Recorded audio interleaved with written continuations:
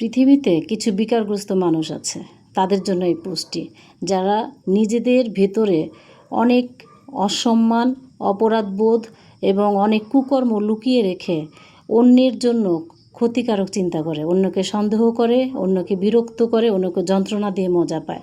আসলে এটা তার হচ্ছে একটা কৌশল, যাতে আপনি সেই যন্ত্রণার উত্তর দিতে দিতে ক্লান্ত হতে থাকেন, আর পেছনে সে তার লুকিয়ে রাখা হাজারো দুষ্কৃতি বা দুষ্টামিগুলো যেন সে নিয়ে ওগুলোকে ঢেকে রাখতে পারে, আর এদিকে আপনাকে ব্যস্ত রাখতে পারে। এগুলো তাদের কৌশল, যাতে আপনি তার দিকে আঙুল তুলে না তাকান।